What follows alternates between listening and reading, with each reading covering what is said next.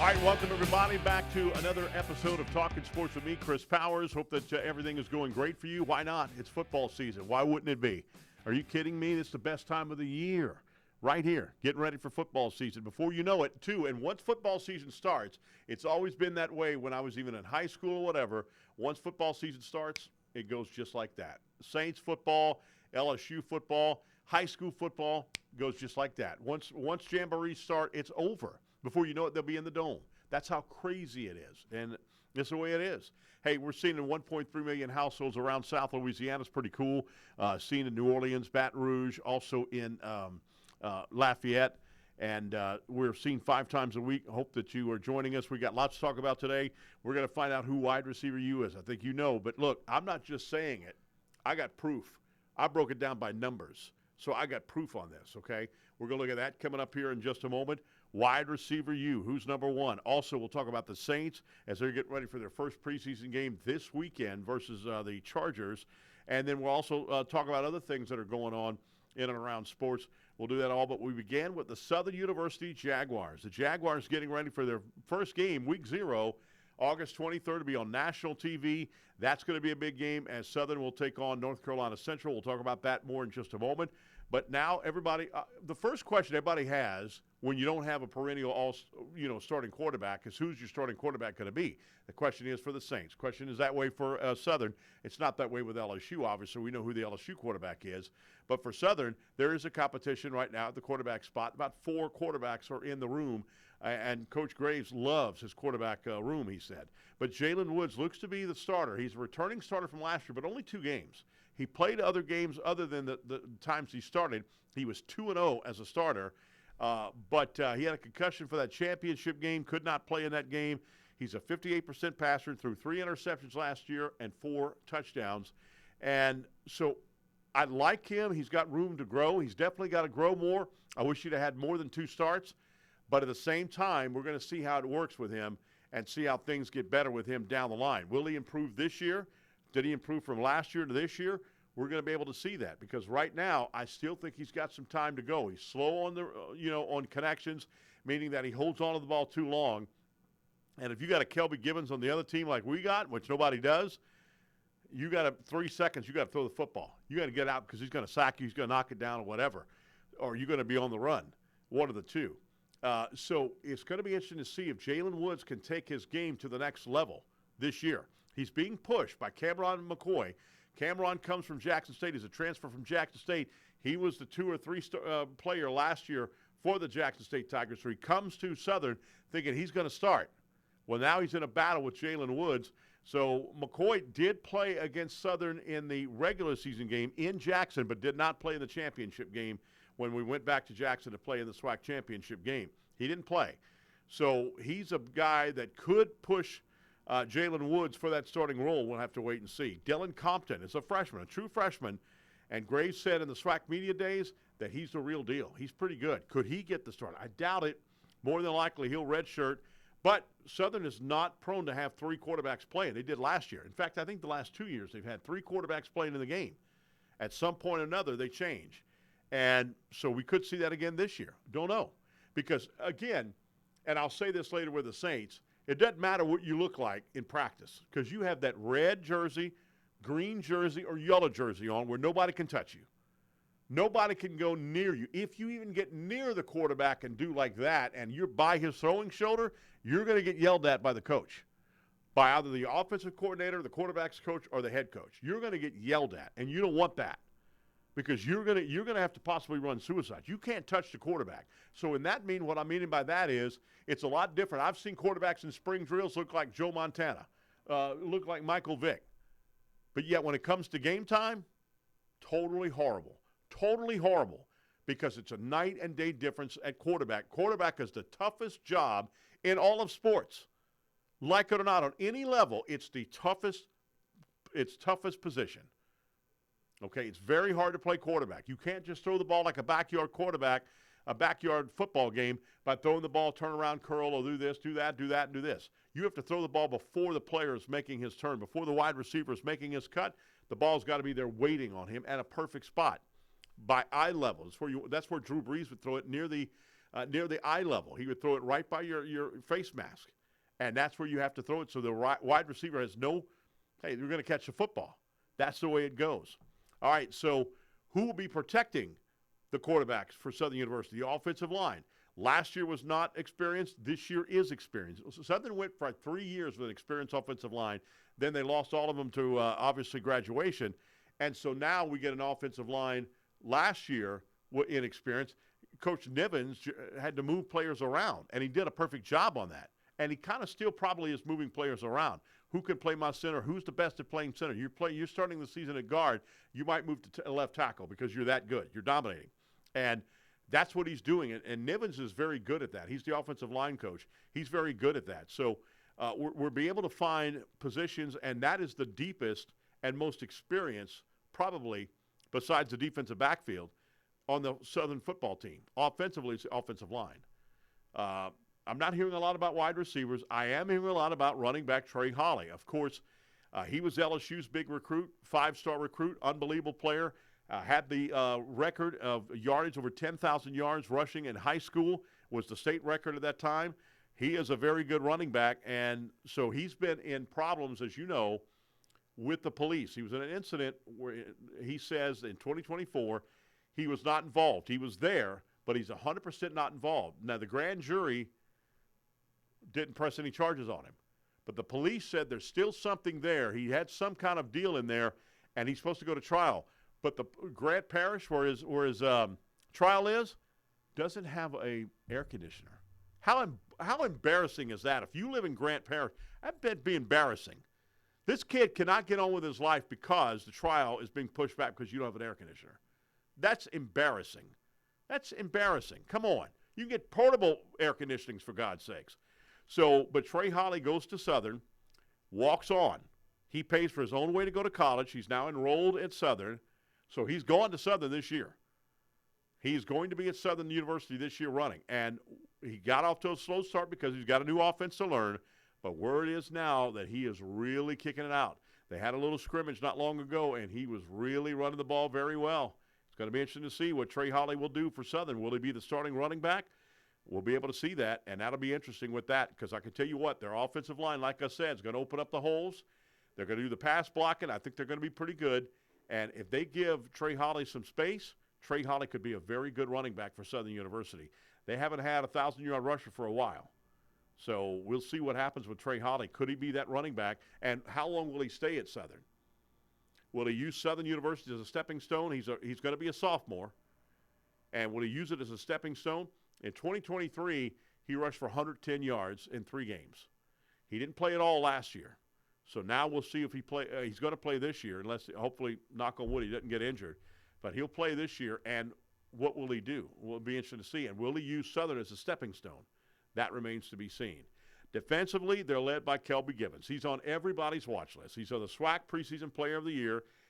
He's FCS Player of the Year, preseason, obviously. He's on every watch list you can imagine. This guy's a very talented defensive end. This is last year of eligibility. He'll be going for the pros, trying to go to the pros next year. He's very quick. He's got a very quick first step. He comes out of there like a gate, and if he don't beat you, if you don't beat the tackle, he's going to push the tackle over. He disrupts the process so well. He's unbelievable. Very big, and he was in the transfer portal a couple of years ago, but decided to come back to Southern University. So, and I'm glad he did. This is his home, and he wanted to see who the coach was going to be. When his coach Terrence Graves last year was his first year as the regular coach. Oh yeah, I want to play with Coach Terrence Graves. I know a lot of him, and I've known him for years. I want him to be my new head coach. So, get this: Southern's defense and defensive coordinator Henry Miller is an unbelievable defensive coordinator. Okay. Let me tell you some stats. Let me give you some facts. You know me, I'm going to have facts. They have not allowed a 100-yard rusher for like 14 games in a row. Now, the streak was snapped in that championship game because they had 2 100-yard rushers. They haven't had a 100-yard rusher in a long time. That 14-game streak got snapped in that championship game. So that's over a season.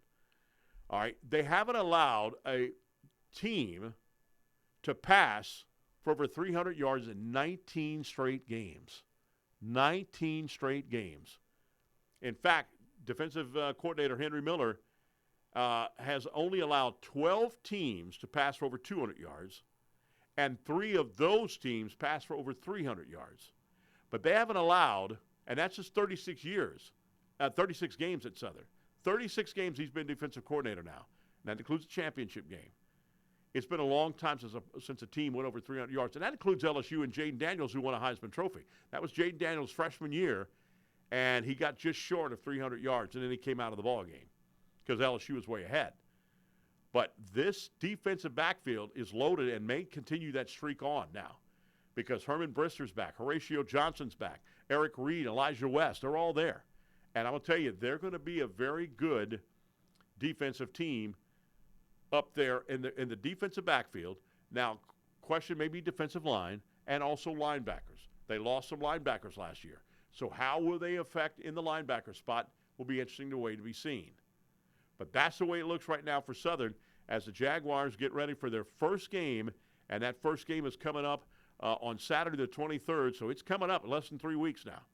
This weekend made 3 weeks, so coming up 2 weeks from this Saturday, they're going to be playing against North Carolina A&T in the SWAC MEAC Challenge, 6:30 game locally, 7:30 Eastern Time, live on ABC. It'll be a national televised game on ABC from Atlanta. Then after that, they travel on the road to Itta Bena, Mississippi. It's been a while since they've been to Itta Bena, Mississippi to play Mississippi Valley State. That'll be a win there. So Southern has not lost a MEAC SWAC Challenge game yet. But they're 0-1 against North Carolina Central. They played them a few years back, and they lost that game. And it's very interesting that Trey Oliver, their former offensive coordinator, is the head coach of North Carolina Central. So he was there with Dawson Odoms, and then he left to be the head coach of North Carolina Central. So it'll be interesting to see how that's going to happen. But we'll look forward to that matchup as we're going to see Trey Oliver again for the first time in years. So Southern plays Valley on the 30th. That's week 1, but week 0 we play against North Carolina Central. Then the next game will be the Pete Richardson Classic on September the 6th. That means their first home game, the Pete Richardson Classic, will be against Alabama State. And the last couple of years, especially last year, it's been Jackson State, Alabama State, Florida A&M.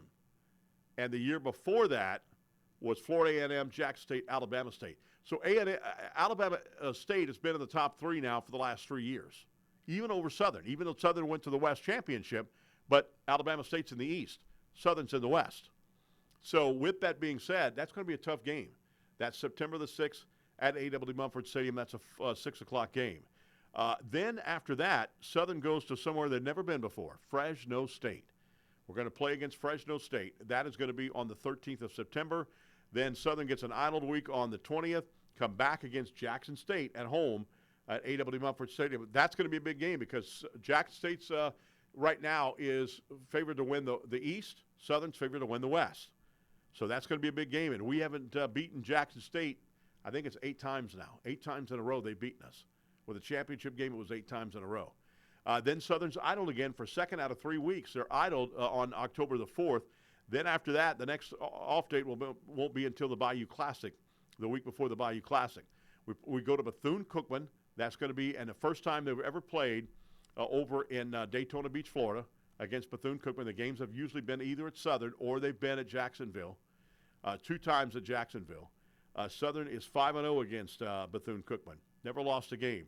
And then Southern will play against Prairie View A&M. That's homecoming on October 18th. And for the first time, they're going to do the homecoming parade on the Sunday before the homecoming parade, the homecoming game on a Saturday.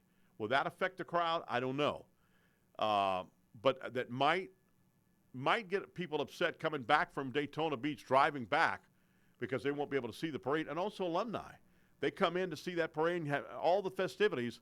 They're not going to come in an early week just to see the Southern parade.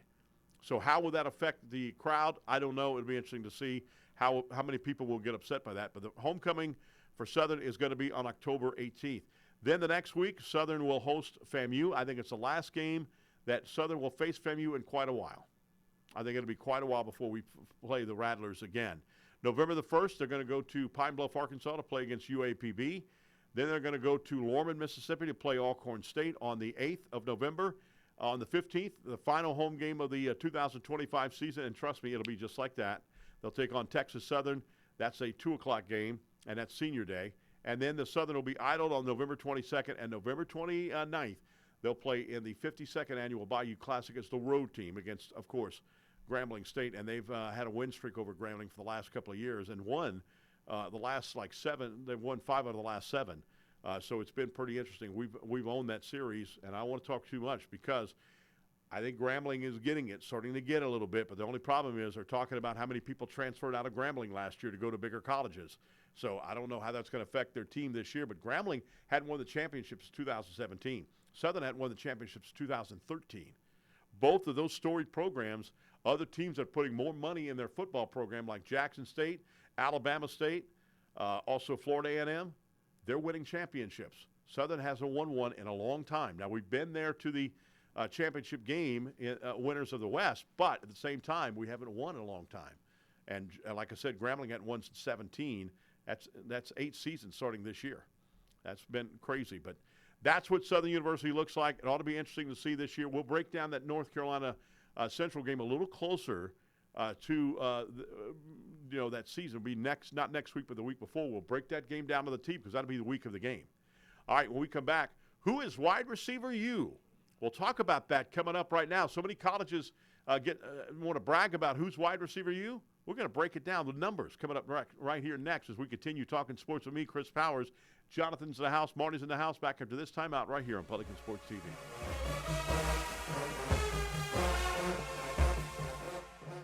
We're a nation of hardworking Americans, and businesses will always be the lifeline of this great country.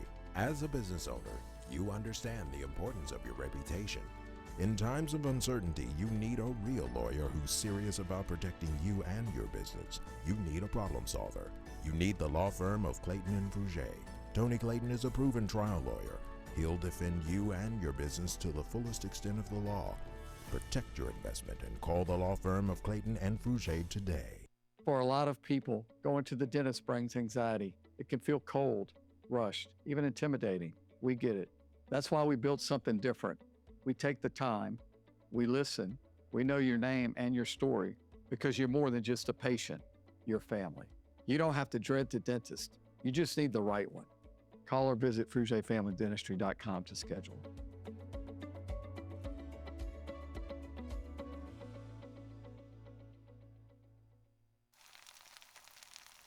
You can't smell it, but you can almost taste it.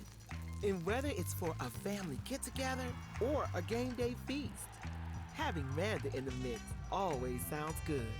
For 3 generations, their quality meats and original seasonings have made Manda a Louisiana legend and made their family sausage Louisiana's family sausage.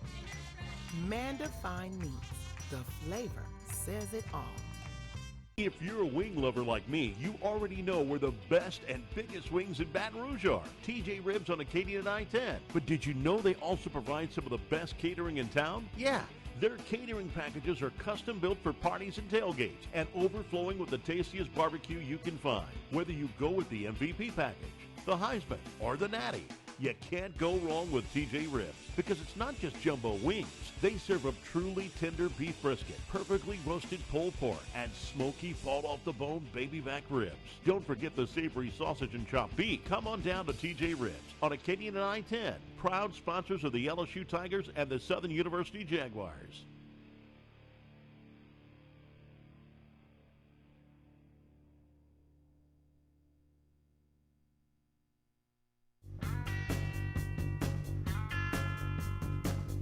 All right, welcome back, everybody. Talking sports with me, Chris Powers, Jonathan in the house, Marty's in the house. We looked at last week DBU. ESPN said that Ohio State was DBU. I broke it down to where we found out that LSU barely did top Alabama for DBU. Alabama's had some good DBUs, and this year they're looking like they've got one of the best DBUs in Kool-Aid McKinstry for the Saints. He's dominating. We'll talk about that later on, too. So that's good. So wide receiver U, there's a lot of people that have USC as wide receiver U. And I wanted to break it down and say, wait a minute, let's see if they're wide receiver U. Let's see, what is. And I'm not a homer. I'm not going to be a homer and saying, okay, this is who I think is going to be. I'm going with LSU because I'm a home team. No. I want to see who is the real wide receiver you. And at first, I'll be honest with you, I kind of thought this would be a closer, but it wasn't. I thought it'd be a close race, and it wasn't. There's a clear-cut favorite. So I'm not going to be just a homer. I'm going to break it down step by step, and not only how good they do being an All-American, okay, and if they're a draft pick, because they are drafts, and if they're a top 10 draft pick. You break it down, and then you go to the NFL mark. Were they an All-Pro? Were they a Pro Bowl? Okay. Did they win the Super Bowl? Are they in a Hall of Fame? Period. So you do all of that, and you break it down with point system, and there you find out who wide receiver you really is. So without further ado, let's find out who wide receiver you is for forever, since 2000. Let's go back and find out and look at the video. All right, it's time now for wide receiver U. Now, a lot of people think that USC has wide receiver U, Ohio State, LSU, and even Alabama. Which one is the real wide receiver U? Now, USC has a long history of sending talented wide receivers to the NFL, including recent stars like Jordan Addison, Drake London, Ahmad-Ra St. Brown, Michael Pittman Jr., and Juju Smith-Schuster, which is unbelievable. Unbelievable. Now, the Trojans have continued to attract and develop top wide receiver talent with players like Jordan Addison joining the team via transfer portal. Ohio State, the Buckeyes have had a strong track of developing wide receivers into the NFL stars, including multiple first-round draft picks. Wide receivers coach Brian Hartland is highly regarded for ability to develop players, according to 11 Warriors. LSU boasts a history of producing some of the most exciting and impactful wide receivers in the NFL, including Jamar Chase and Justin Jefferson. Of course, there's several other ones after that. And even Alabama has a strong case for wide receiver U, producing Julio Jones, Amari Cooper, and Calvin Ridley. So, who has the title of wide receiver U? If we go by All-Americans, 1 point, draft 1 point, top 10, 2 points, All-Pros 3 points, Pro Bowls 3 points, NFL Honors 4 points, Super Bowls 5 points, and Hall of Famers 5 points. This is since 2000, so there won't be any Hall of Famers here. Maybe in the next few years, Hall of Famers could get through. All right, let's start with the number 4 team for wide receiver U. The USC Trojans. That's right. For people to say USC is the wide receiver U is totally out of it. All right, so they've had 10 times their wide receivers have been named All-American. They've had 21 draft picks. 21 wide receivers have been drafted in the NFL. 2 of them have been a top 10 pick. They've had 2 players that have made the All-Pro team since gotten in the NFL. Only 5 players have made the Pro Bowl. 3 players have had NFL honors, and 4 players have won the Super Bowl, have been on a Super Bowl winning team. That's a total of 88 points. That's not even close. Another team that boasts they are the wide receiver U, the Ohio State Buckeyes. And they come in at number 3 with 120 points. They've had 8 All-Americans, 25 draft picks. That ties for number 1. They've had 3 top 10 picks in the NFL draft. They've had 3 All-Pro players, and these are players that could be on the All-Pro team twice, like Michael Thomas was named twice on the All-Pro. That's 2 out of the 3 right there. They've had 6 times a wide receiver from Ohio State has been named to the Pro Bowl. A total of 11 players or 11 times a wide receiver from Ohio State's been in the NFL honors, and only 2 players have won the Super Bowl. That's a total of 120 points. At number 2 in the wide receiver U, the Alabama Crimson Tide. Alabama has had 7 All-Americans. 7 times their players have been named All-American. They've had 15 wide receivers drafted. That's dead last. That's dead last. Since 2000, they've had 15 players drafted, 15 wide receivers. That's kind of shocking. They've had a total of 4 players picked in the top 10 in the NFL draft. They've had only 6 players that have won All-Pro honors. They've had 13 times a player has been on the Pro Bowl, and a lot of that obviously goes to Julio Jones. NFL honors, they've had 8 wide receivers from Alabama given NFL honors, and only 1 player has won the Super Bowl. That's 124 points. That's second. And yes, number 1 by a country mile, almost by 100 points, the LSU Tigers is really wide receiver U. They dominate more than DBU. Wide receiver U is unbelievable. They've had 6 All-Americans. 6 times a wide receiver from LSU has been named All-American. They had 25 wide receivers drafted since 2000. That's number 1, tied with Ohio State at 25. USC was third with 21, and Alabama was dead last at 15. They've had 2 players in the top 10 in the NFL draft. They've had 11 players make the All-Pro team. They've had, get this, 20 players, 20 times a Saints player has been named to the Pro Bowl. Wow. 18 times an LSU wide receiver has won an NFL honor. And they've had 4 players that have won the Super Bowl. That ties for number 1 with USC. Ohio State had 2. Alabama had 1. So wide receiver U again, LSU at 220 points. Alabama with 124 at second. Ohio State at third with 120. And USC claiming their wide receiver U far behind at 88. It's not even close. Wide receiver U easily goes to LSU. All right, so there it is by the numbers. This is not Homer. LSU dominated. And, you know, it's weird, Jonathan, that LSU had 2 top 10 wide receivers picked just recently, Jamar Chase and Malik Neighbors. Chase went 5th, Neighbors went 6th. But we've had 12 picked in the first round. 12 picked in the first round. It's pretty impressive, don't you think? Yeah, Chris, it's really remarkable talking about all the talent that LSU has put through the program, especially at that wide receiver spot. All these guys, pretty much for the most part, have been homegrown. I mean, you look at Justin Jefferson, Jamar Chase. They both played high school in Louisiana, LHSAA. So, yeah, not having to go outside Louisiana to get all this talent. Obviously, since 2000, LSU has dominated as wide receiver U. It's not even close. Happy you broke it down into a point system that people can see. It's not just bragging. I mean, these guys have dominated the NFL, and it's not even that close. I mean, you look at the top 3 receivers in the league for the last 3 years, they both come from LSU. There's only 2 99 overalls in Madden at wide receiver. They both played at LSU. I mean, you could go on and on and on. The stats don't lie. Now, men lie, women lie, numbers don't lie. Right. And the numbers point to LSU being wide receiver U. No question about that. And like I said, so the reason I broke it down is because we could say we've been homer, like you said. But what I also broke it down is because of the fact that LSU's only had 6 All-Americans. Right. So that shows its bias there. And they could be biased when it comes to college or all SEC. I didn't add that in there because, again, Alabama will be dominating. Right. National championships, Alabama will be dominating. So wide receiver U and DBU is how many pro talent you produce. Yeah.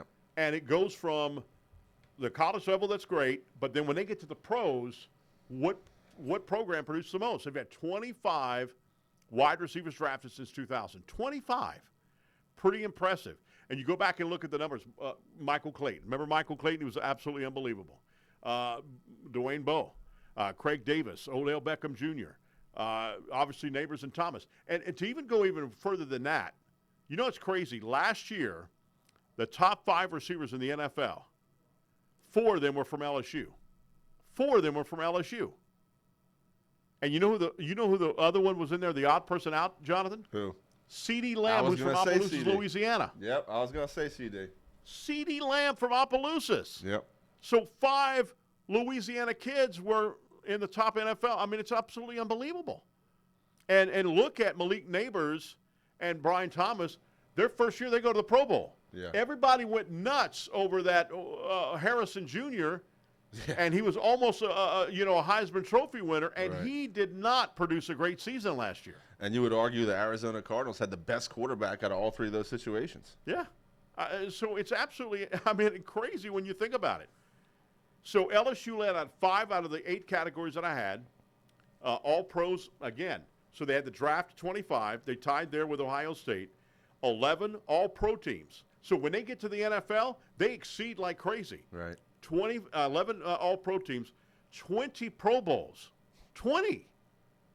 NFL honors 18. And this is by winning Defensive Player of the Year, or they lead the team in knockdowns, lead the team in interceptions, or what? Lead the team in receptions, I should say, receiving yards, and also touchdowns. 18 of them. And 4 players, that's number 1, won the Super Bowl. 4 players from LSU. When you go to Alabama, 15 players were drafted. Are you shocked by that number, Jonathan? Well, Alabama's got a great system. They had a great system for 20 years, so I'm not really shocked by that. They produced a lot. It really was all based on that run game, though. The trenches up front, Alabama was always very physical, putting that play action down. So I'm not shocked. They've had a huge production in college. And I'm not shocked about how they produce in the NFL. I mean, once you get to the NFL, the other guys on the other side are just as big, just as fast. It's all about time, anticipation, and getting separation. So, it takes a special kind of player to dominate the NFL as rookies. And we've seen LSU players do it year in and year out. And Alabama players kind of just fall by the wayside for the most part. And it's exactly what Julio Jones did. Now, He was named to the All-Decade team, which I'm like, are you really? He's a good wide receiver. But as you know, with the Atlanta Falcons, he was hurt most of the time. He was hurt. And we all know about, obviously, Devontae Smith. He's a Louisiana kid, won the Super Bowl just recently with the Philadelphia Eagles, but he hasn't been on any team. All pros, nothing. He hadn't been on Pro Bowls, nothing. He hadn't done it. And I love the kid to death. He's great. And I'm pulling for him, except when they play the Saints. Jalen Waddle was unbelievable, but he just went down quick. Calvin Ridley, we know what happened with him with betting on the game. And he got suspended, then released from Atlanta. Jerry Jeudy's pretty impressive, too. Then you go to Ohio State. They were tied with LSU with 25 drafted wide receivers. 3 wide receivers make the Pro Bowl. So just like DBU, Ohio State's numbers, when they get to the pros, go really down. So there's no doubt in my mind they're not DBU or wide receiver U. There's not even close. 3 players make the All-Pro from Ohio State, and 3 players make the Pro Bowl. That's it. 3. 3 in each, and only 2 have won Super Bowls. For USC, most All-Americans at 10. Again, biased. West Coast, 10. 21 drafted. That was second to Ohio State and LSU. 2 in the top 10, just like LSU had. But only 2 All-Pros and 5 Pro Bowlers. Jonathan, that's embarrassing. They're not doing anything when they get to the NFL level.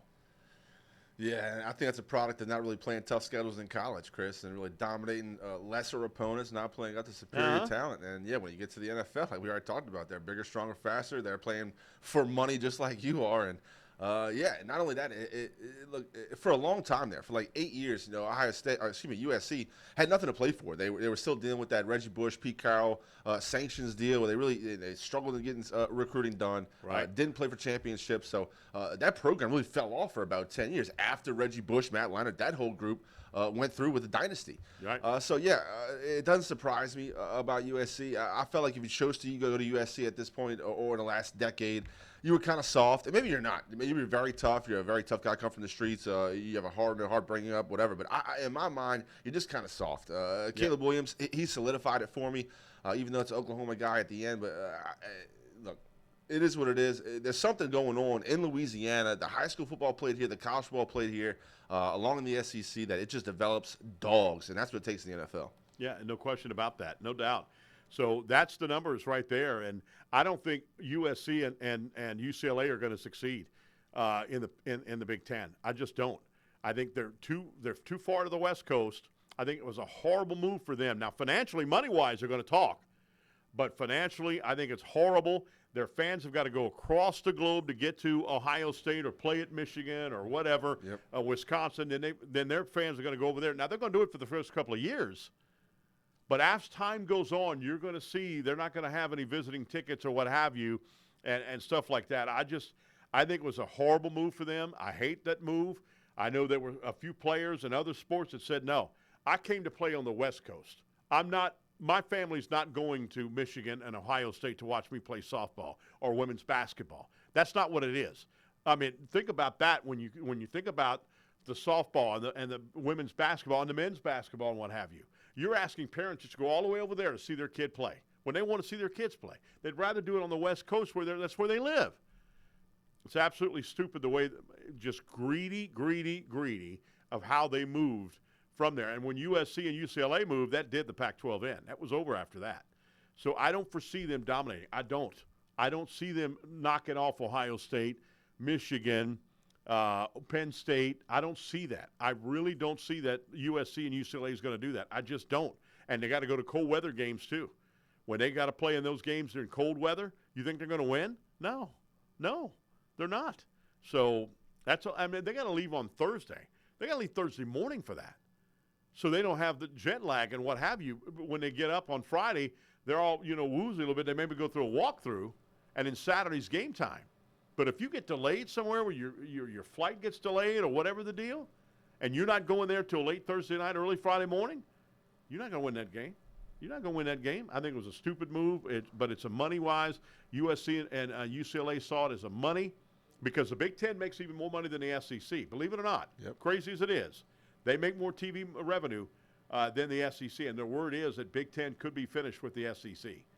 So it'll be interesting to see what happens with that. But anyway, all right, when we come back, we're talking Saints. Saints are getting close to their first preseason game with their first-year head coach, Kellen Moore. We'll talk about the Saints when we come back as we're talking sports with me, Chris Powers, right after this time out here on Pelican Sports TV.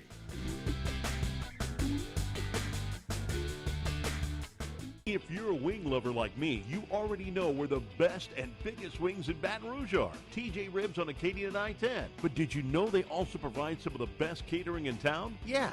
Their catering packages are custom built for parties and tailgates and overflowing with the tastiest barbecue you can find. Whether you go with the MVP package, the Heisman, or the Natty, you can't go wrong with TJ Ribs because it's not just jumbo wings. They serve up truly tender beef brisket, perfectly roasted pulled pork, and smoky fall-off-the-bone baby back ribs. Don't forget the savory sausage and chopped beef. Come on down to TJ Ribs on Acadian and I-10, proud sponsors of the LSU Tigers and the Southern University Jaguars.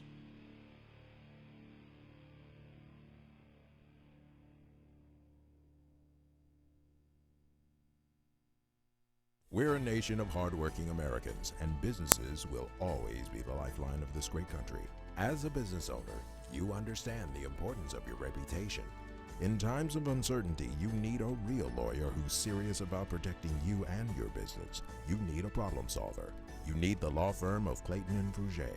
Tony Clayton is a proven trial lawyer. He'll defend you and your business to the fullest extent of the law. Protect your investment and call the law firm of Clayton and Fouger today. You can't smell it, but you can almost taste it. And whether it's for a family get-together or a game day feast, having Manda in the mix always sounds good. For 3 generations, their quality meats and original seasonings have made Manda a Louisiana legend and made their family sausage Louisiana's family sausage. Manda Fine Meats, the flavor says it all. Growing up in this office, I saw what made it different. My dad knew every name, every story. He made people feel comfortable even when they were nervous. And I learned something important. When you treat people like family, they remember it. That's how we've grown, through referrals, relationships, and real trust. That's the kind of care I believe in, and it's exactly what you'll find here at Fouger Family Dentistry. Fouger Family Dentistry, rooted in family, focused on you. Call or visit FougerFamilyDentistry.com to schedule.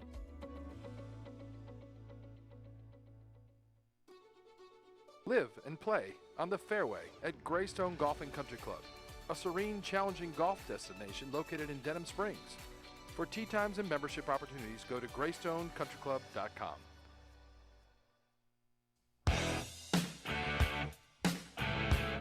All right, football is here, baby. Yes, indeed. The Chargers open up the season against Detroit in the Hall of Fame game at Tom Benson Stadium.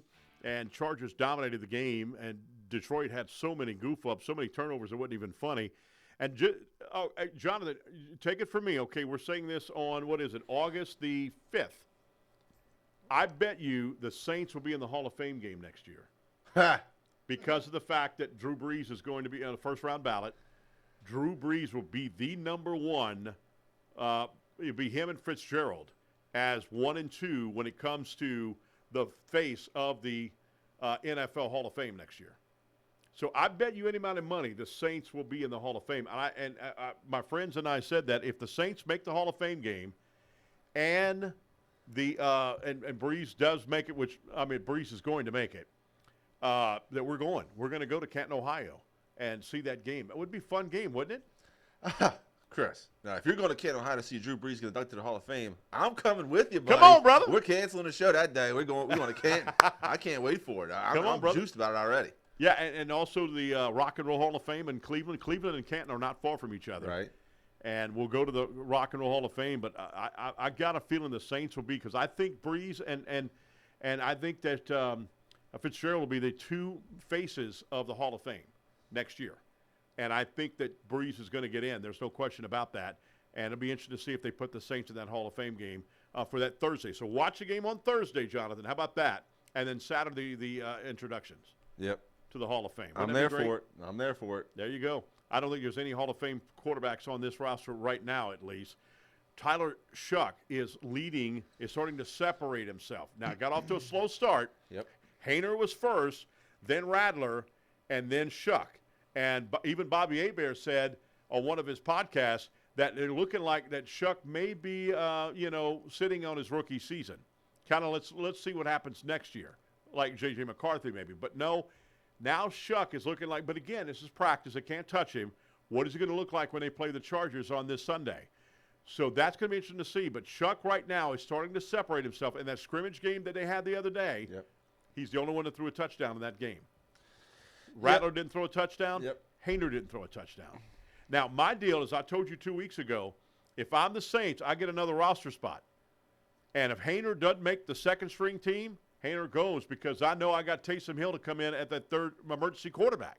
If it's in a game where, let's say, Tyler Shuck, God forbid, gets hurt and he's done for the year, and you got Spencer Rattler in there and Spencer gets hurt in that game, you know Taysom Hill could come in there. You're keeping a roster spot for Jake Hayner when he's had, 4 years to compete for that spot and he hadn't done it?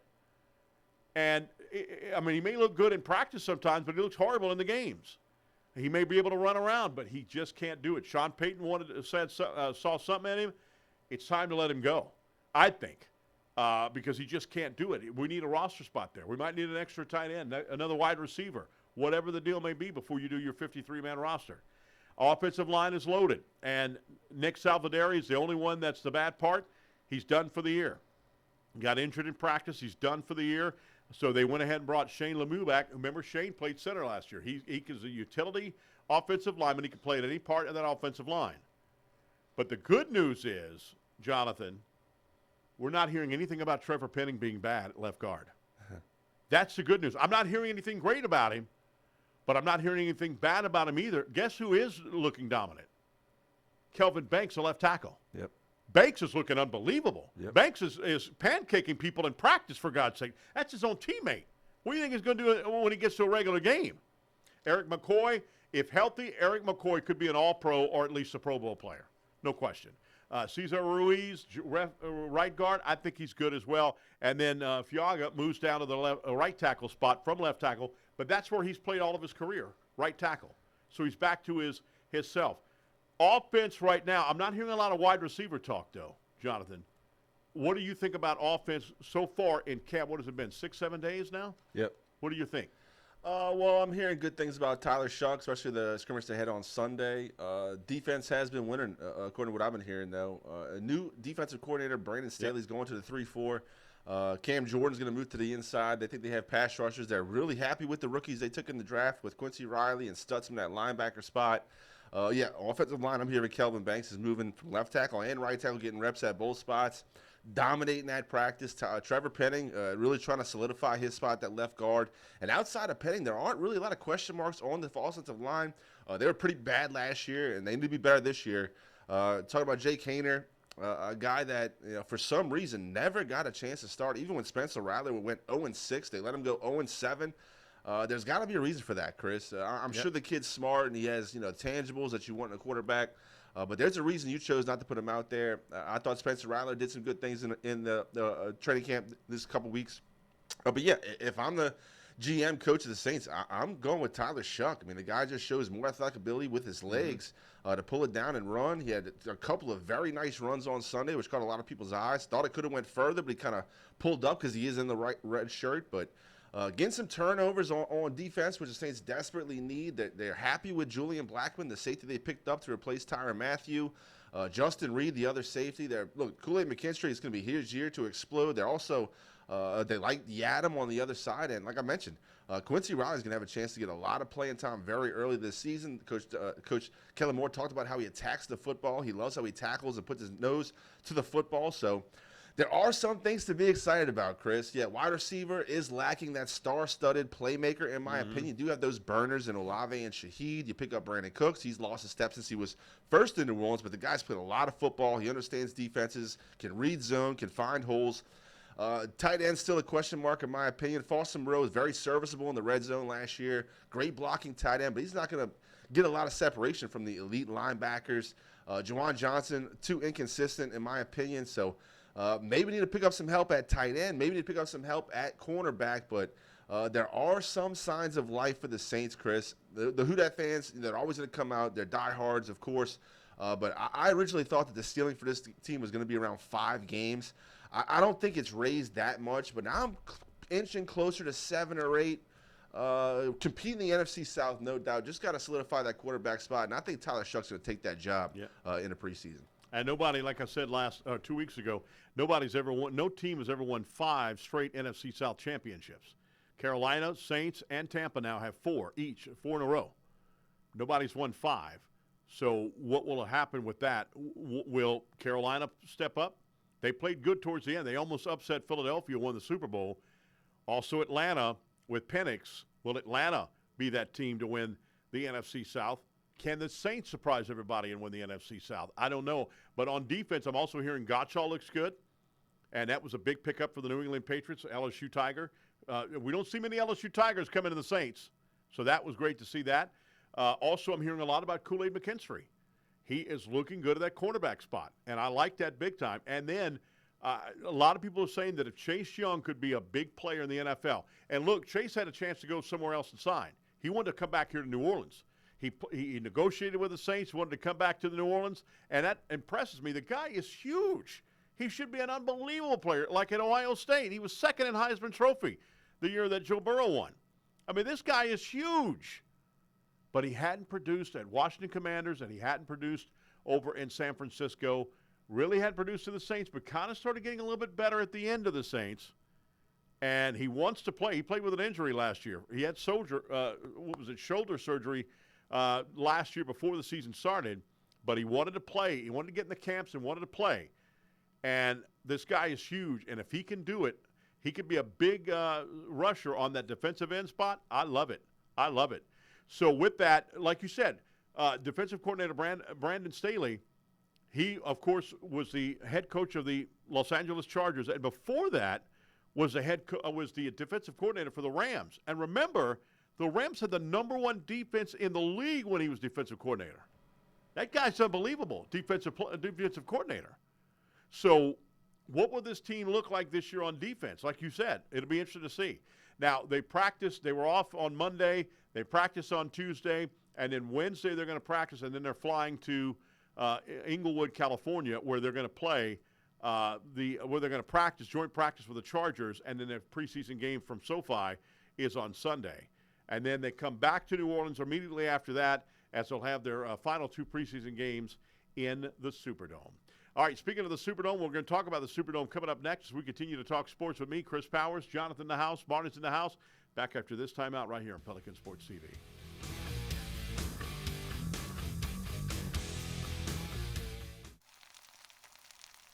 You can't smell it, but you can almost taste it. And whether it's for a family get-together or a game day feast, having Manda in the mix always sounds good.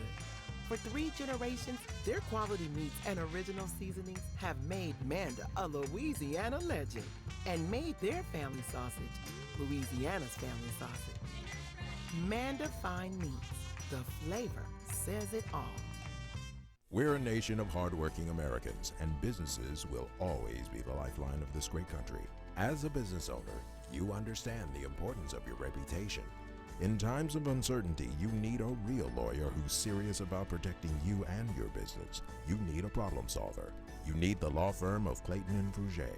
Tony Clayton is a proven trial lawyer. He'll defend you and your business to the fullest extent of the law. Protect your investment and call the law firm of Clayton and Fouget today. Live and play on the fairway at Greystone Golf and Country Club, a serene, challenging golf destination located in Denham Springs. For tee times and membership opportunities, go to GreystonCountryClub.com. If you're a wing lover like me, you already know where the best and biggest wings in Baton Rouge are. TJ Ribs on Acadian and I-10. But did you know they also provide some of the best catering in town? Yeah. Their catering packages are custom built for parties and tailgates and overflowing with the tastiest barbecue you can find. Whether you go with the MVP package, the Heisman, or the Natty, you can't go wrong with TJ Ribs because it's not just jumbo wings. They serve up truly tender beef brisket, perfectly roasted pulled pork, and smoky fall-off-the-bone baby back ribs. Don't forget the savory sausage and chopped beef. Come on down to TJ Ribs on Acadian and I-10, proud sponsors of the LSU Tigers and the Southern University Jaguars.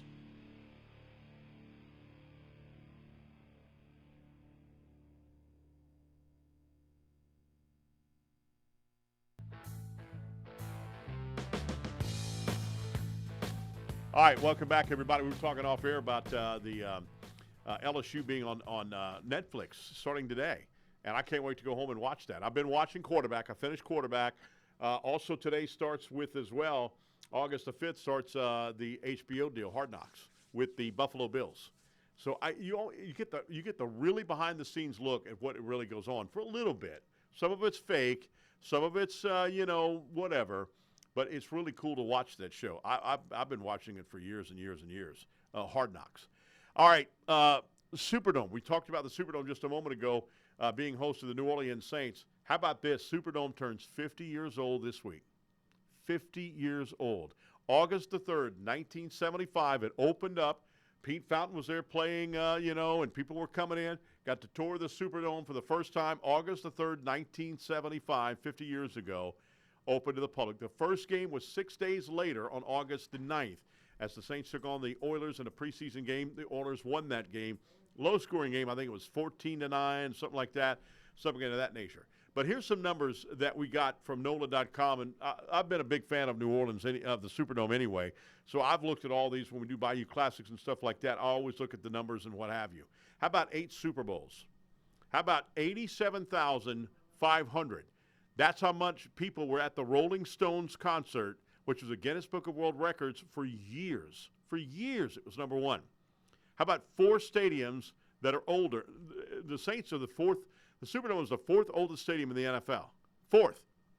Only 3 stadiums now are older, but those stadiums will change. Chicago's going to get a new stadium, whether it is in the city of Chicago or outside the city limits. And now it looks like Kansas City's going to get a new stadium, whether it's in Missouri or Kansas City, or Kansas, I should say. It's going to be either Kansas City, Kansas, or Kansas City, Missouri, right across the river from each other. But they're going to get a new stadium. That will make the Saints the Superdome will be the second oldest NFL stadium behind only Lambeau Field. They've had 6 Final Fours in the Superdome, 13 college football national championships in the Superdome. Now, get this. The roof is 52 acres. 52 acres, making it the largest dome structure in the world still, supported by steel. Pretty impressive. And it's only 0.65 miles around. So it's a little over half a mile. And I'm going to tell you what, Jonathan, I find that hard to believe because I've been inside the Superdome where I've walked around that damn thing, and it seems like it's more than 0.65 miles. Superdome is a treasure. And I know you've been in the Dome a lot of times, too. Yeah, Chris, all the NFL championships, Super Bowls, NCAA, basketball, is still, out of all those old structures, I think the Superdome was only the one to be a shelter of last resort. Yeah. 20 years ago this month, Chris, Hurricane Katrina is burning my brain. Watched a documentary about it like 2 days ago on Hulu and National Geographic. Katrina, Race Against Time. It was incredible. Lots of unseen footage that was unearthed for this documentary. The Superdome. It's such a classic, iconic building turned to shambles. Roofs, hole in the roof. I thought that's what you were going to bring up, but it was 5.2 acres. Also, there's 3 holes that Katrina busted in it. Right. It's been redone a bunch of times, but there's no place on the earth quite like it, Chris. They built it unbelievable. It's big to where they worked on the concourses during the season. And also, they built – how smart was this? So if they built that on the ground, that whole field would have been flooded. Right. But it's not on the ground. It's above where they've got – it's a structure above leaning up, and they got the parking garage underneath it. That flooded, but all the Superdome itself was up, and it never flooded. That's unbelievable. The way they built that was so smart, it was just unbelievable. And where you can have the Superdome and the Astrodome could fit inside the Superdome and have enough room to play football. That's how big the dome is. It's huge. And not only that, it was the second dome stadium in the world behind only the Houston Astrodome, which has been long gone, is not having any sporting events in there. So, and I was there for a sporting event when Southern took on a team in that building. I can't remember who it was. It was either Texas Southern or Prairie View. And I was in the Houston Astrodome for that game. I was a sideline reporter at that time. So it was either 01 or 02. But I remember that. I was in the actual Astrodome. As a kid, I was in the Astrodome for the Houston Astros baseball game. I just don't remember it. But I got a Houston Astros little bat, and I beat everybody up with that. And it was a real wooden bat. And I had rock dings in it from hitting rocks, rather. Unbelievable. And speaking of Saints, former Saints quarterback Teddy Bridgewater is signing with the Tampa Bay Buccaneers. Kind of shocking because, obviously, as you know, he was a high school coach, got kicked out because he admitted that he was paying players and all that stuff. So he is out. Don't know how long he'll be suspended for that, but he's coming back as the Tampa Bay Buccaneers head coach. He's coming back as Tampa Bay Buccaneers backup quarterback, whether second or third string, I don't know. USA Today college football coaches poll has arrived. LSU is number 9 in that coaches poll, preseason poll, which, come on. Texas is number 1. 4 SEC teams are in the top 10, including University of Texas. Georgia's at number 4. Alabama's number 8. As we mentioned, LSU is at number 9. Alabama, come on. We all know that's history, what have you. I don't know if Alabama's going to be there. I'm not saying they will be in a couple of years, but I don't think they're going to be there this year. I really don't. I think they're going to lose at least 3 or 4 games. They had 3 Big Ten teams, by the way, in that top 10. Former LSU Lady Tiger basketball player was named Director of Operations. Emily Ward will serve in that post starting now. Congratulations. She was a walk-on player. Dan Bornay retires after 38 years of doing the PA announcing. Only 2 PA announcers in LSU's total history. Wow. Bill Franquez did it last year. I got a feeling Bill Franquez will do it this year and beyond. He's the baseball PA and the SID. And I bet Jacques Portier will do men's and women's PA, I think. And former Lady Jags softball coach John Garris died in a single-car accident on Friday. He was a friend of mine. I'm going to miss him.